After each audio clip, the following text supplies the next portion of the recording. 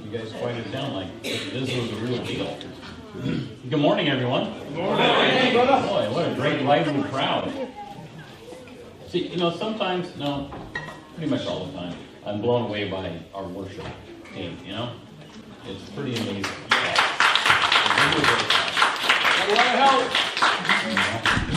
Certainly is appreciated. Okay, so announcements. Ready? Ready. We'll see how we do. And remember, if you want to know what's going on, where can you find it? Website. On the website. The website's up and running, working. Tuesday's Good News Club. You're like, oh, Good News Club, what's that? Well, if you're a little kid, you know. And if you're not a little kid, you could come and help. Right? This week, prayer group is canceled on Wednesday, so if you were planning to come to that, don't, because it's canceled. But on Wednesday, you're like, oh, but my Wednesday was open, I want to do something. Well, guess what? We got the Athey Creek Watch Party at 7, so you can show up for that. And then we got something new coming this week, and on the 9th is Women's Bible Study at 6 p.m. And you're like, oh, I don't know anything about the Women's Bible Study. Well, see Heather. Oh, yeah, raise your hand, Heather, so everyone knows who you are. There's Heather. So that's kind of an exciting new event we have. And then also, in keeping with the ladies' theme, on the 10th is at 10:30 a.m. is the Ladies Walk and Talk at Thompson Track. Okay, so Jim, you wanted to go? Is it back there? Yeah. I saw Jim raise his hand. I'm like, no. But he was asking for clarification. So it is up at Thompson Track. And you're like, man, it sounds like the ladies are getting all the fun. Well, guess what? On the 18th of this month is men's breakfast. Ooh, yeah. Okay, so we haven't had one of those in a while. And if you haven't been to one, it's kind of self-explanatory because it involves breakfast. What time are we starting that, Ken? I don't know. 7? I don't know what time. And a typical. Oh my gosh, what are we saying? 8, there you go. 8, Sorry. okay. Typical guys. The typical guys, yeah, that's how that rolls. And also, next week, next Saturday, there's going to be a work party down at the Inlu site. Okay, and some of you are like, oh yeah, Inlu site, I know what it is. And some of you are like, I don't even know what Inlu means. Right? Right. Well, anyway, the Inlu site is the native fishing site down behind ODOT. And so we have been working in combination and coordination with Ken Post. And we've been going down there helping them build their short house. Maybe you've heard of a long house. Well, actually, a short house is a thing, and they have one down there. And we've been helping them work on it, and it's an opportunity for outreach. All right? And one of the things we have down there is if we do go down there, there's some people that won't be allowed on a ladder. Okay? Some of you know that story. And it was anyway. Safety first down there. Okay? Are there any other announcements? All right, well, then we'll move to the next thing. I'm feeling like we did well there with the announcements. And once again, that website, see how smooth that makes me look? And if this is your first time here, or if it's your 100,000th time like Jim, we don't pass a collection plate, but we do allow you, right? We allow you to give to the Lord as He moves on your heart. There's a box in the back, and if you feel led to give, please give. And then, don't forget that we do have ministries around the world now. And, we're kind of, I feel a bit of kinship to Jerry Gander. What'd you guys think of that? Good. Right? It was really fascinating, and highly recommend the book that he had. If you don't have a copy of the book, you want a copy, we can arrange that. You can probably borrow one from Sharon. She has one. She's read the book. She can tell you all about it. Okay, so with that, I think we're going to open in prayer. Lord, we are so grateful for just the family that you brought together today. Just pray that you would be in our midst as we just hear what you have for us. I just ask your blessing on this time. In Jesus' name, Amen. Okay, so guess what? We finished the book of James. Well, I remember it, yeah. Oh, okay. I'm happy about that. In that we completed something, right? So in my life, I completed a task. I'm feeling pretty good about a check mark. All right, so that's a check mark. So now that means we're going to start another book. As is our custom, right? We go through the scriptures and we're going to start a new book. And you're like, oh, what's the new book? Well, the new book is Ruth.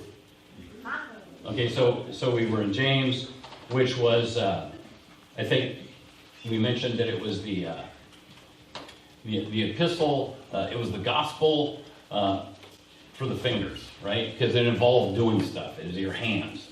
And so now we're going to jump back to the Old Testament, and we're going to do the book of Ruth. And the book of Ruth is actually only 85 verses.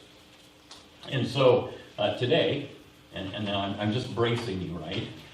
You sit there for a minute, because we're actually not going to crack the book of Ruth today. We're just going to talk about the book of Ruth today. And you might be sitting there, because I've had this happen one time when I was going to college. We had this class, physics class. And for a week, the professor talked about how hard physics was. And I was like, just stop talking about how hard it is and let's just do it. Well, with the book of Ruth, we're going to kind of do that. It's not hard, but it's amazing. And I think we need a little bit of background to really understand how amazing this book is. So Ruth was a Moabitess, and you don't know what that is. Maybe you don't know what that is, but we're going to explore that a little bit today. And it was during the time of Judges in the Bible. So if we looked at picture 01, oh, there's Ruth, right? Oh, wait a minute. That is Ruth, and she is a judge. But, well, that's true. Me, Judge. Yeah, she passed away in 2020. But I've got this up here, right? So she was a Supreme Court justice that passed away. Now somebody's going to say, wait a minute, he's got a picture of Ruth Bader Ginsburg up there. I don't like her. Or I didn't like her, right? So this is going to offend somebody. And it's not to offend you. It's just that it's funny because it's Ruth and she's a judge, okay? That was that. However, now that I got that up there, I'm thinking, you know what? Maybe we ought to take a moment, and this is extracurricular right now. This isn't part of what I had planned. But, so here's Ruth Bader Ginsburg, right? And most of you probably know she was a left-leaning judge, right? And maybe you haven't heard, but this year's an election year, okay? So what happens is, there's strong feelings about politics and such, and we're a family, and I'm gonna go out on a ledge here, and I'm gonna say, you know what, we're a family, brothers and sisters in the Lord first. Okay, so many times, maybe you have family that you don't always talk politics with, right? Unless you got the popcorn out and it's going to be heated. I don't want that to be what we do here, right? And so what I'm saying is in this election season that's coming up, be mindful of your strong opinions and be mindful of other people's strong opinions, and let's not beat each other up about it, but let's be sensitive, right? So if you're a strong, outspoken thumper, more power to you, but let's not thump in here, right? And if you're like sensitive and I have my feelings, which is wonderful, maybe just be a little bit thicker about it, right? And I'm not accusing anybody. I'm just saying, let's be a family, brothers and sisters in Jesus first, right? And we'll work on that other stuff later, okay? All right. So yeah, that's Ruth. It was a funny joke. I thought it was funny because she was a judge. But so let's go put up map 2. All right, here we go. That looks better. So this is a map, a timeline. That's it, timeline. Right? We love timelines. Okay, I love timelines. And so this is, down here is the BC. That's 2300, and then right here is Jesus in that spot. So this book, this story, takes place during the time of the Judges. So that's 1400 to 1000 BC. Okay, and you see right here, we've got Ruth with a question mark. And you might be sitting there saying, why is there a question mark? Well, the question mark is because we don't know exactly in this time span of 400 years it happens. Right? We got some clues, and the clues is that we know that Ruth is David's great-grandmother. Right? So it's, and David's right in here, right? So it's going to be this end of things. And once again, the thing to think about is, so we can go back the generations, right? Mom, grandma, great-grandma, right? Oh, well, the generations so much. Well, yes and no. And this is just a tidbit for you to think about, especially when we do dates and stuff in the Bible, especially when it's by generation. This is just a unique factoid. My father-in-law was older than my grandfather. Right? So that's like, oh, well, that does kind of screw up when you're trying to count generations back. Right? So for me, two generations back would be my grandfather, but for my wife, my grandfather was the same age, basically, as her father. So that's just a tidbit in thinking about the dates of stuff. So this time frame in here, what was going on in the world, right? Because many times when we get into these Bible stories, right, it's a tightly focused view of God's people, right? And for me, it's like, well, what else was going on in the world at this time period? Well, this was the Bronze Age, right? And actually the Bronze Age ends right in here and goes back this way, right? And the Bronze Age is when humanity started using stuff made of bronze, right? Softer metals. And they also, right here, is the beginning of the Iron Age. Right? Heard of the Iron Age, heard of the Bronze Age.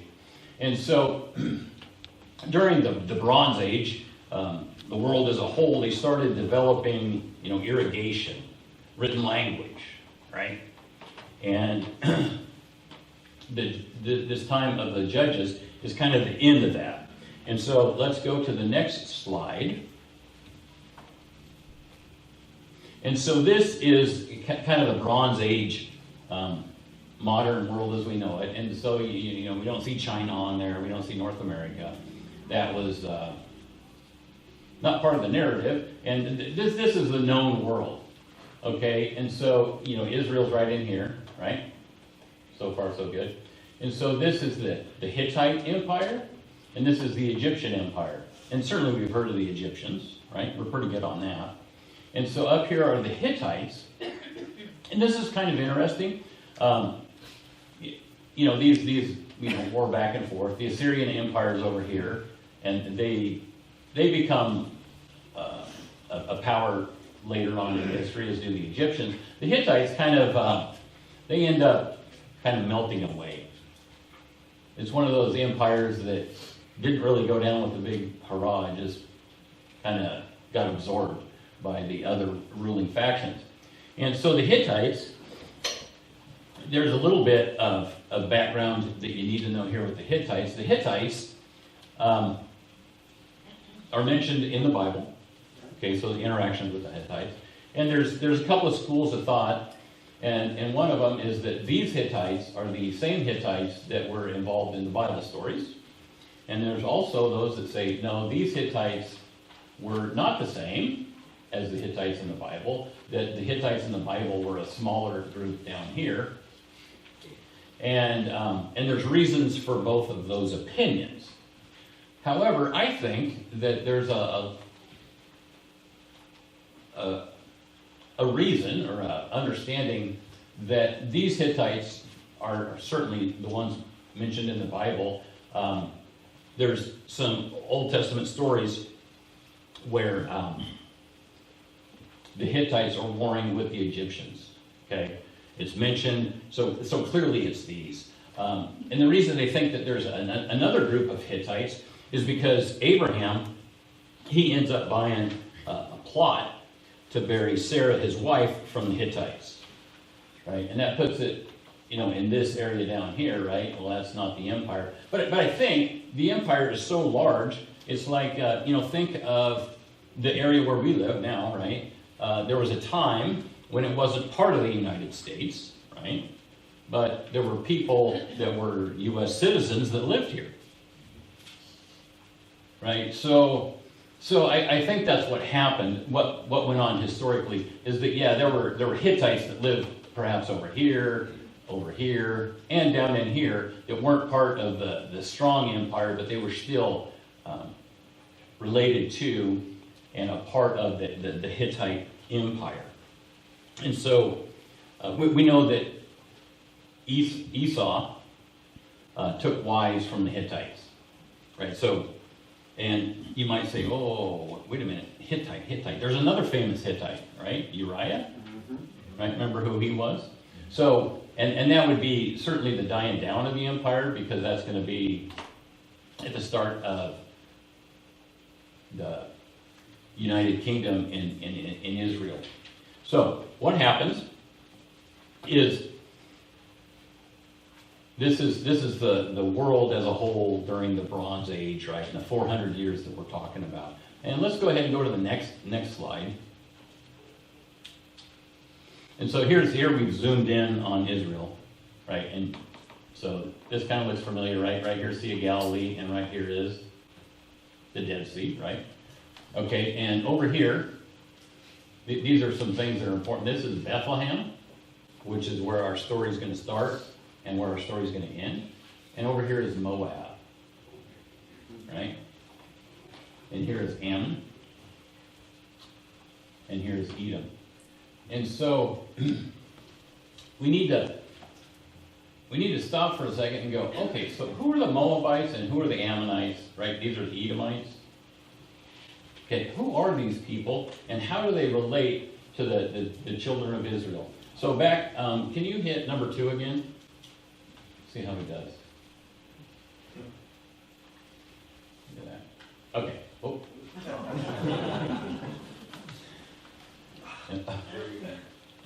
Number 2, the timeline. There we go. Okay, so there it is. Yes. Okay, so right here, Genesis. All right, we got Abraham and Abraham, Isaac, Jacob. They're all here in the Genesis part. And then right here, Joseph goes down into Egypt, ends up saving his family. The family's down there for 400 years. 400 seems like a pretty common time span, right? They're in Egypt roughly 400 years. Judges is roughly 400 years. The years of silence, roughly 400 years. So the children of Israel have come out of Egypt, right, in the Exodus, and that's when these four books, Deuteronomy, Numbers, Leviticus, and Exodus were written. And then they come into the promised land with Joshua. And then they live in this time of the judges. Okay? So we can go back to, what is that, 1, 2, 3, 4? Oops. Okay. So right here. But I think it's imperative that we figure out who the Moabites are. And so right here is the Dead Sea. And so the Moabites go clean back to an event that is something you're going to know about, and that is Sodom and Gomorrah. Okay, so Sodom and Gomorrah were down here in this area of the Dead Sea.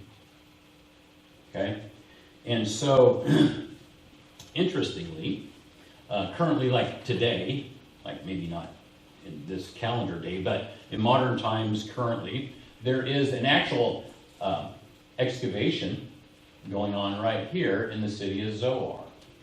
And there's a YouTube archaeologist that I watch, a biblical one, and they're starting this excavation of this city. And there's two large cities down here and 2 large cities up here that have been burned. And it's crazy, well it is to me, that in this area, in the Dead Sea, and there's some on the land, but for scientific reasons, the ones on the land aren't as plentiful as the ones in the water. But they're sulfur balls, and they're about this big. They're made of sulfur. And they burn. And they burn. You can just light it with a match, and they burn. And which, you might say, wait, sounds like Sodom and Gomorrah were destroyed by hellfire and brimstone from heaven. Well, there's actually sulfur balls down here. And in that story of the destruction of Sodom and Gomorrah, Lot was chilling out down here. Okay? And so Abraham was over here and met with God and did the whole bargaining thing about sparing the cities. Anyway, they came in and they met Lot. The angels did. Remember that story? Met Lot. Lot's like, hey, what's going on? And he's friendly to them. But the inhabitants of the city wanted to do horrible things to the angels. And the angels said, look, Lot, you need to get out of Dodge, and you need to get out of Dodge in a hurry. And so they do. Lot's wife looks back, right? She ends up being a pillar of salt. And the angel of the Lord said, you know what? You need to flee to the mountains, right? And there's mountains right here. You need to flee to the mountains because the city's going to be destroyed. And he's like, oh man, I'm kind of old and I'm scared. And can I go to this city of Zoar, which is right? Holy mackerel, the coffee's kicked in.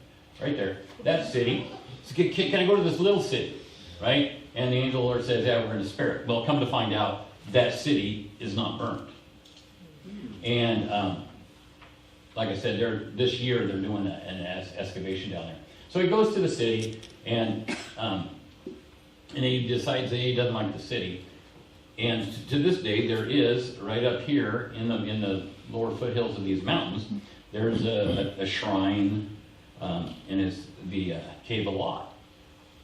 And, whether or not it is, can't be 100% certain, but it is interesting that there is a shrine here that people remember that there was this cave that Lot and his two daughters stayed in, right? His wife got turned to a pillar of salt. And some of you know where this story's going, and this is like one of those PG-13 / R-rated stories, and it's one of those stories that makes you go, what? So I'll give you the Reader's Digest version. And so what happens, and in case you're wondering, so you're like, that just doesn't sound right. It's going to be in Genesis 19, 30 through 38. And I'll give you, like I said, the Reader's Digest version. So what happens is Lot and his daughters are hanging out here in the cave. And his daughters, they're like, it appears the whole world has been destroyed. It doesn't say that, but they're concerned that their family line is going to die out, right? And so what happens? The daughters get the idea, hey, you know what? We'll get Dad drunk, and then we'll take turns sleeping with Dad. Yeah, like I said, it's in there. So what happens is the oldest one, the oldest daughter, has a son, and his name is Moab. And the youngest one has a son, and his name is Ammon. So they become the head of the Ammonite tribe, and the Ammonite tribe, and the Moabite tribe. Okay, Edom down here just for, well, we're going to read a passage. Edom, that's a descendant of Esau. So the Edomites, the Moabites, and the Ammonites. So kind of that's one of those stories where you're like, kind of rough. Now, what happens is that, remember, the children of Israel were down in Egypt over here, right? Children of Israel, and they come up into the Promised Land. Well, when they come into the Promised Land, right, we know these are kind of ragtag family, because if you remember, Lot is Abraham's nephew, right? So shirt tail relative, and these relative relationships will play into our story of Ruth. So what happens is they're coming into the Promised Land, and I actually am going to read a passage of Deuteronomy 23, 2 through 8. Right? You don't have to turn there. It's just it's going to talk about these three nations in particular, and this is where they're located. So it says, "No one born of a forbidden union may enter the assembly of God, even to the 10th generation. None of his descendants may enter the assembly of the Lord. No Ammonite, no or Moabite may enter the assembly of the Lord, even to the 10th generation. None of them may enter the assembly of the Lord forever. Because they did not meet you with bread and water on the way when you came out of Egypt. And because they hired against you Balaam the son of Beor from Pethor of Mesopotamia to curse you. But the Lord your God would not listen to Balaam. Instead, the Lord your God turned the curse into a blessing for you, because the Lord your God loves you. You shall not seek their peace or their prosperity all your days forever. You shall not abhor an Edomite, for he is your brother. You shall not abhor an Egyptian, because you were a sojourner in his land. Children born to them in the 3rd generation may enter the assembly of the Lord." So, I don't know if you're catching the drift, but when they're coming out of the land, the Moabites and the Ammonites aren't helping. Right? They're like, wouldn't even give them water, wouldn't give them bread. And they were willing to pay. They're like, no. In fact, remember the story of Balaam? Right? He had a donkey, ringing a bell. Yeah. And so, what they did was the king of Moab hires Balaam to come and curse the children of Israel, and God's like, yeah, you can't do that. And it really is a colorful story, this story of Balaam. It's worth a read if you don't know the story, because this guy is not a descendant of Abraham, but yet he's a prophet of God, and God's like, you can't curse the children of Israel. And so what he ends up doing, he's like, okay, I won't curse them because I can't curse them because I can only say what the Lord tells me to say. And so he ends up blessing them. So the Moabites are kind of ripped and upset about it. And so what Balaam does is he's like, you know what? We'll teach them how to intermarry. Right? And so that creates a huge problem. Huge problem, right? And this intermarrying and family tie thing is imperative to this story. So, the main character of our story is from Moab. Okay? So she is a descendant of Moab. And we know that a descendant of Moab can't enter the assembly of the Lord for 10 generations.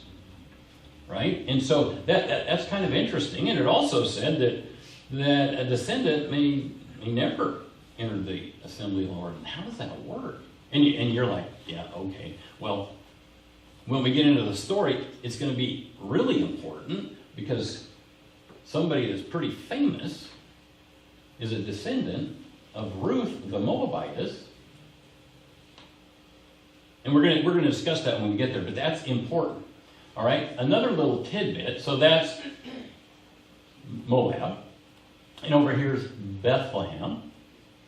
Okay, and when we think of Bethlehem, certainly we're going to think of Jesus. Yeah, yay, excellent. Very proud of you, right? Jesus was born in Bethlehem.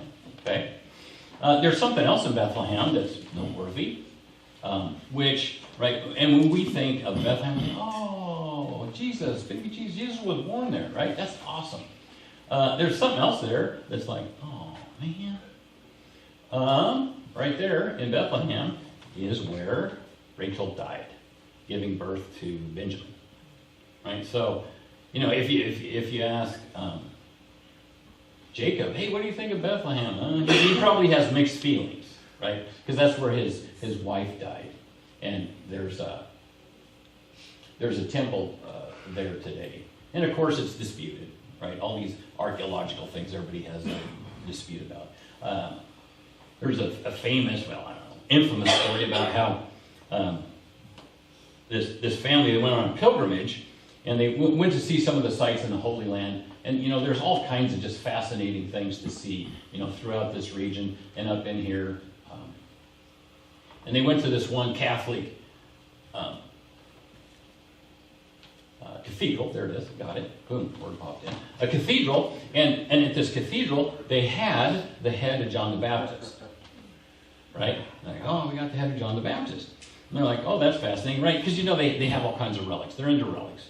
And they've got collections. Well, anyway, they travel. A few days later, they go to this other cathedral, right? And guess what? They have the head of John the Baptist. Right? But it was smaller. And so, the guy's like, hey, you got a question? And, okay, what's your question? Well, we were over at, St. whoever's cathedral, and they had the head of John the Baptist, and it was bigger. And over here, you guys have the head of John the Baptist, but it's a lot smaller. Like, what's up? And the guy's like, oh, well, it's obvious. We got the head when he was a kid. Right? And so, you chuckle, but, sometimes that's how that stuff goes. But anyway, the point is, was there a point?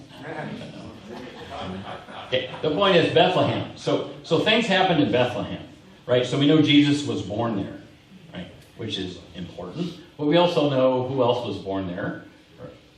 David was born there, right? And that's important because that's why Jesus was born there, is because David was born there, because Mary and Joseph were descendants, right, of David. And then when it was tax time, right? We can all appreciate tax time, right? Right? We just want to pay our fair share.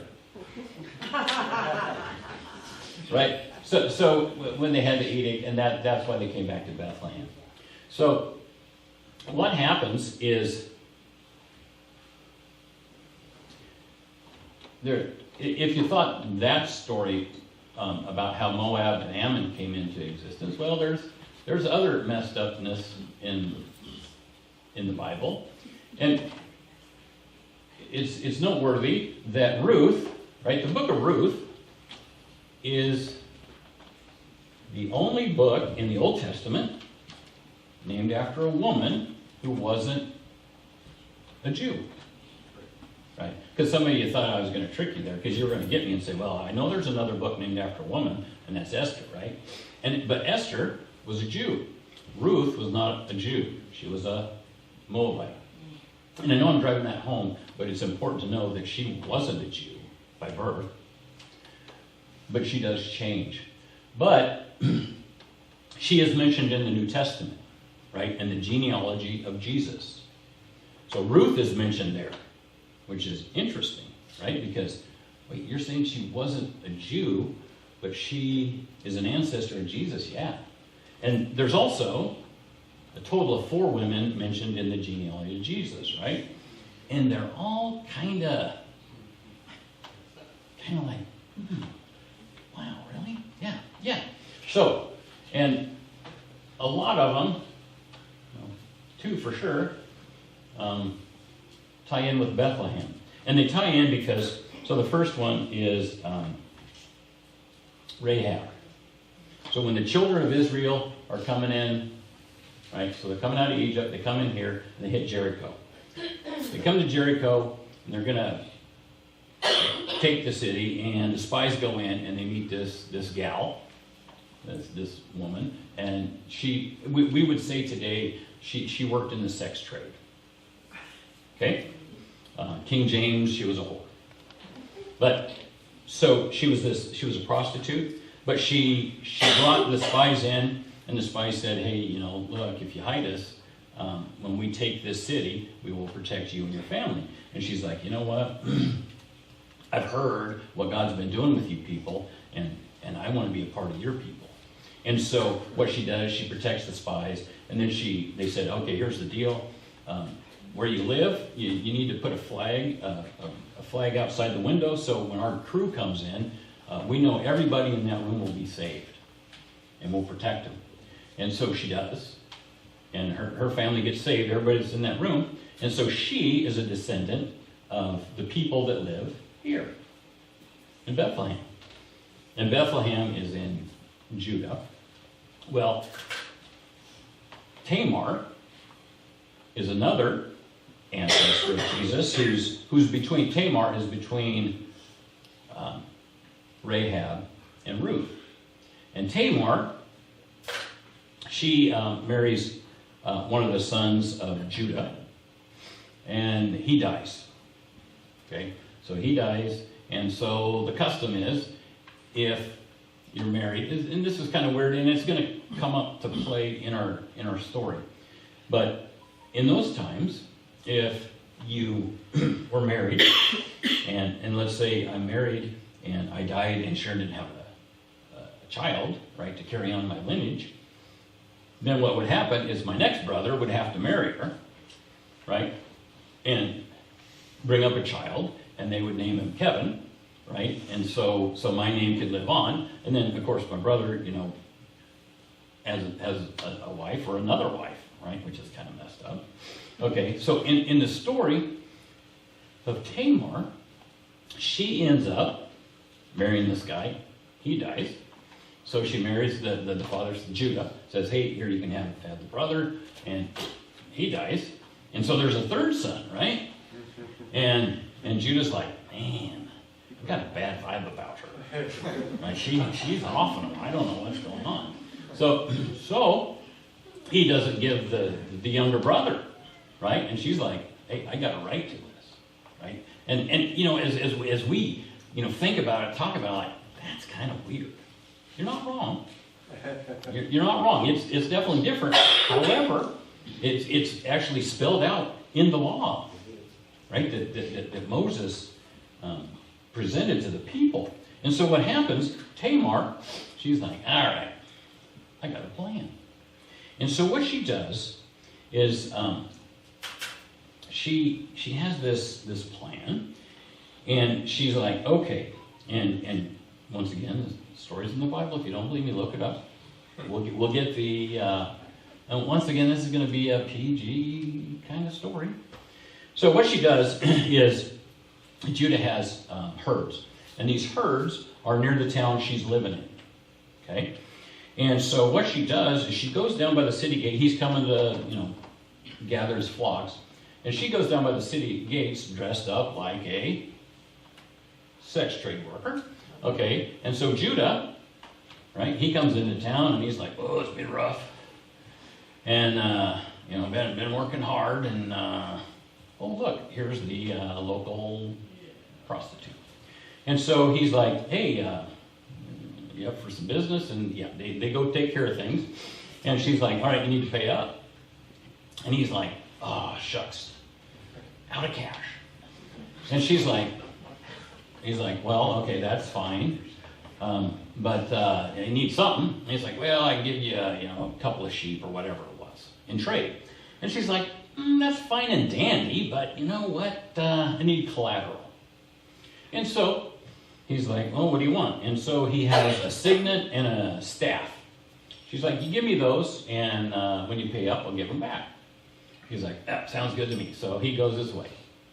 And so he sends his guys, I guess it was upstanding in this regard, he sends his guys to go pay for the services, and they come to town, and they're like, hey, where's the local prostitute? And the locals are like, there ain't no prostitute in our town. I don't know what you're talking about. And they're like, well, what?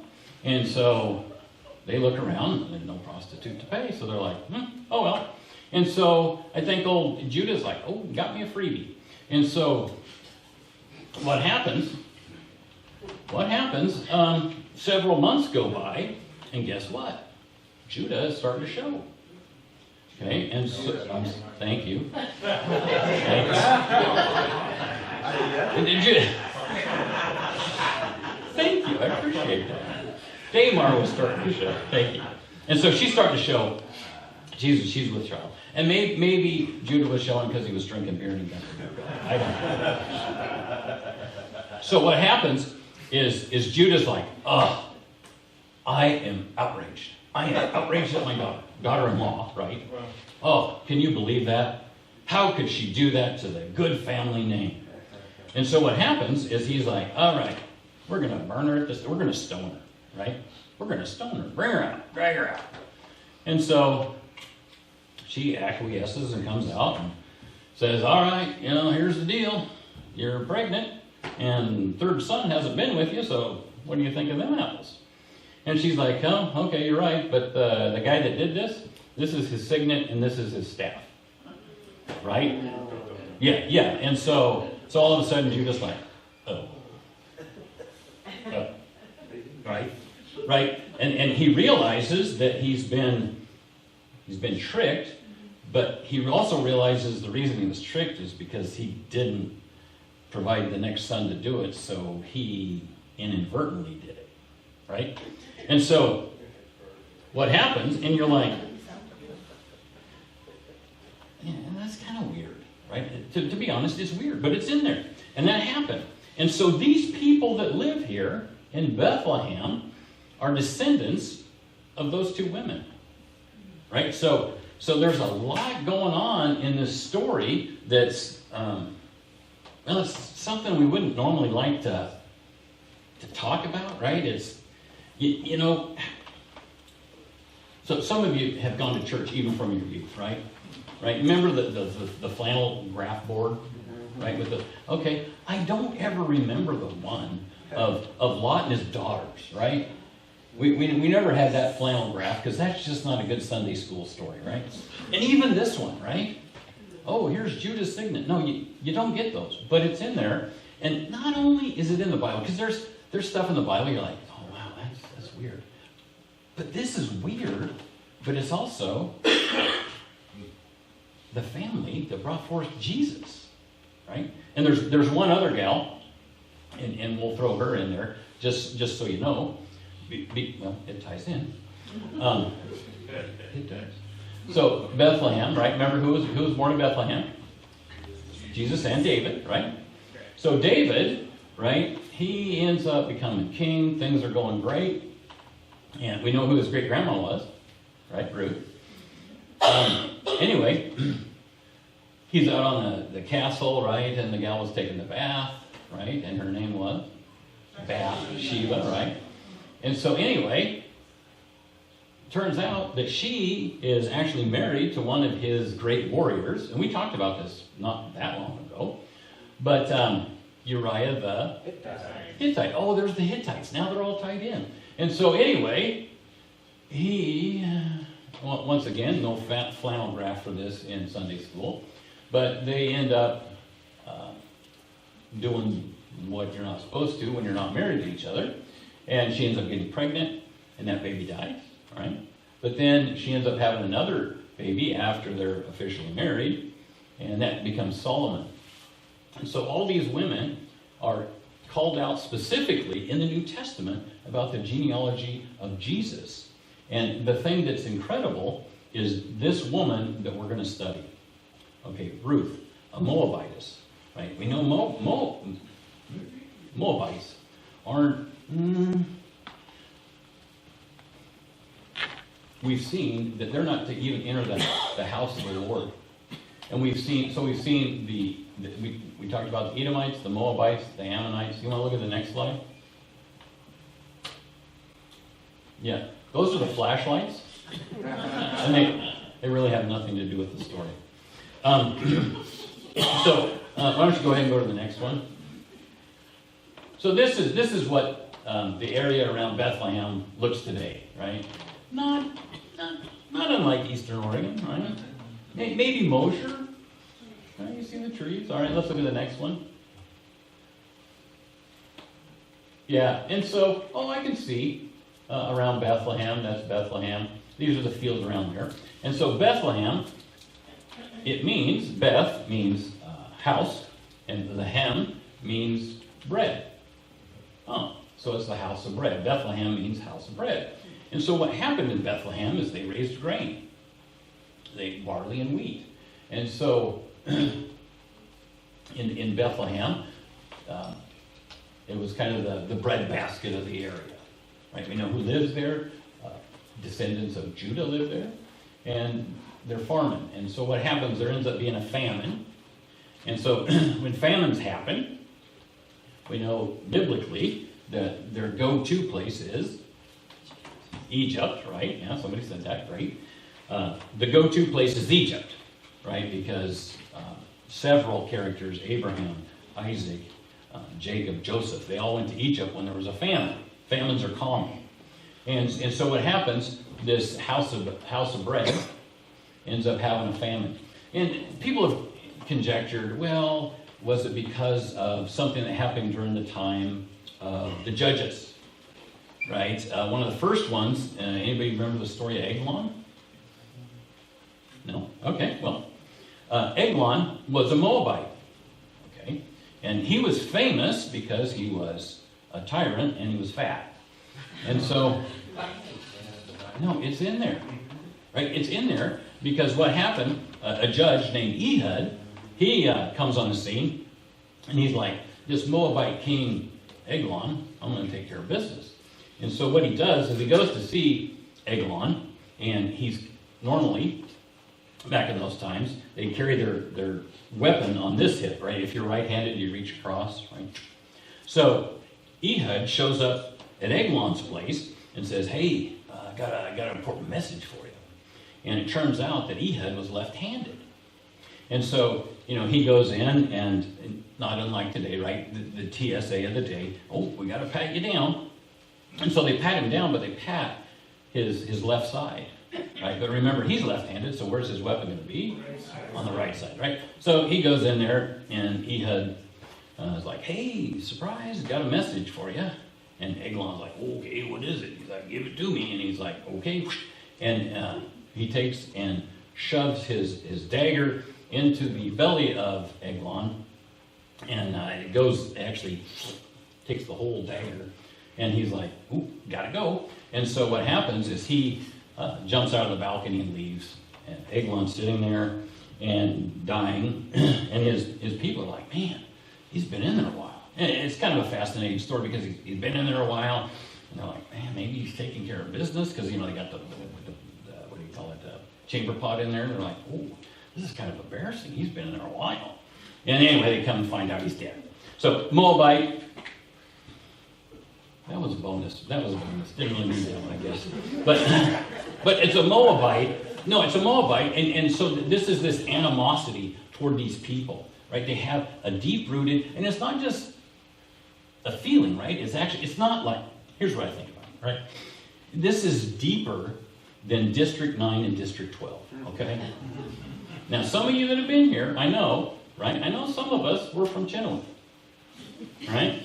So we know what that deep-rooted resentment is, okay? This is even deeper than that, okay? This is even deeper than that. So let's look at the next slide. So this, isn't that looking beautiful? So down here's the Dead Sea. You can't see it, but the Dead Sea's here. And these are those hills when I was pointing to the hills. So up along this side somewhere is that cave where the cave of Lot and his daughters. And up on top is Moab. Let's look at the next one. Right, and so up on top, it is flat. Right, and you go, I can see where they could grow wheat there. Yeah, that kind of all makes sense. So that's where our characters go to. Let's go back to that one that had number 4. We're rooting for you, Ron. You're doing amazing. Yeah, that one. Stop right there. Thank you. So, our story is going to start here in Bethlehem. And what's going to happen is there's some kind of famine. And some people think that it may have been one of the famines caused by this warring in the book of Judges. It could have just been a localized famine, right? Crop failure. They didn't have good government crop insurance. So what happened is our family is going to travel over here to Moab. Instead of going down here, they go over here. And we're going to see in this story a woman who is a Moabite, and she's gonna marry one of the descendants of Judah, and she's going to get married, and then we're going to see people dying, and we're going to see that she decides to go back to Bethlehem, and I guess in some way, and this is a bit of a stretch, but not really. I mean, she changes the course of the world. Yeah, well, because she's, the great-great-great-grandma of Jesus, right? So that changed the course of the world, right? But she's in that line.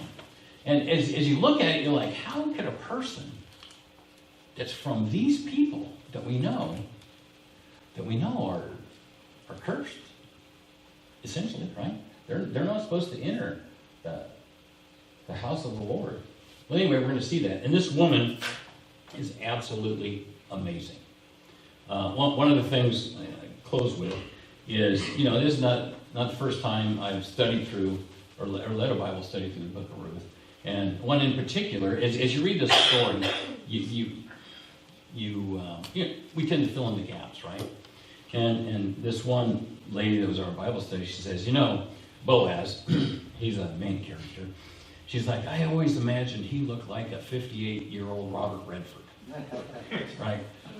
And people like to think, well, Ruth, she looked like some, attractive, modern woman. When, interestingly, as we go through this, we're not going to see that it says Ruth is beautiful. Okay? That doesn't mean she's not. But we do know in the Bible, beautiful women have been called out specifically for being beautiful. Right? That other Old Testament book named after a woman, Esther, right? We know she was amazingly beautiful. We know that Rachel was beautiful. We know that Sarah was beautiful. But Ruth is beautiful in a whole other dimension, and we'll see that as we get into the book. So that was the primer on the book of Ruth, and hopefully you can remember some of that, because like I said, it does make a difference as we start the book, as we go into it, because I don't want to, it's a short book, don't really want to break up the narrative and the story flow. Probably take us 2 weeks to go through the book, and then after the week after that, there's going to be even more things that we learn from this book, because there's a picture of something in there that is absolutely amazing. So I think Ken is going to come up. The guys are going to start handing out the communion stuff.